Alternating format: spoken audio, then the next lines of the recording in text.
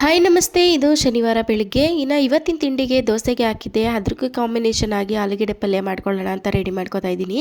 First ಕುಕ್ಕರ್ಗೆ ಒಂದು 4 ಆಲೂಗೆಡ್ಡೆ ನೀರನ್ನ ಹಾಕಿ ಒಂದು 2ರಿಂದ 3 ವಿಷಲ್ನ ಕೂಗಿಸ್ಕೊತೀನಿ. ನಂತರ ಇಲ್ಲಿ ಒಗ್ಗರಣೆಗೆ ಈರುಳ್ಳಿ, ಟೊಮೊಟೊ, ಹಸಿಮೆಣಸಿಕಾಯಿ ಕಟ್ ಮಾಡಿ ಇಟ್ಕೊಳ್ತಾ ಇದ್ದೀನಿ. ನಂತರ ಬಾಣಲಿಗೆ ಎಣ್ಣೆ, ಸಾಸಿವೆ, ಕಡಲೆಬೇಳೆ, ಹಸಿಮೆಣಸಿಕಾಯಿ ಹಾಗೆ ಕರ್ಬೇವಿನ ಸೊಪ್ಪನ್ನು ಕೂಡ ಸೇರಿಸ್ಕೊಂಡು ಫ್ರೈ ಮಾಡಿಕೊಂಡು ನಂತರ ಕಟ್ ಮಾಡಿ ಇಟ್ಕೊಂಡಿರುವಂಥ ಈರುಳ್ಳಿನ ಚೆನ್ನಾಗಿ ಫ್ರೈ ಮಾಡ್ಕೋಬೇಕು ಗೋಲ್ಡನ್ ಕಲರ್ ಬರೋವರೆಗೂ ಕೂಡ. ನಂತರ ಕಟ್ ಮಾಡಿ ಇಟ್ಕೊಂಡಿರುವಂಥ ಟೊಮೊಟೊನ ಹಾಕಿ ಅದು ಸಾಫ್ಟ್ ಆಗೋವರೆಗೂ ಟ್ರಾನ್ಸ್ಪರೆಂಟಾಗಿ ಹುರ್ಕೋಬೇಕು.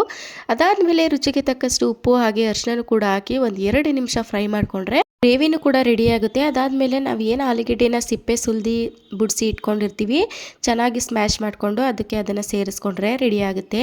ಇನ್ನು ಇವಾಗ ದೋಸೆಗೆ ಕೂಡ ಹಾಕೋತಾ ಇದ್ದೀನಿ.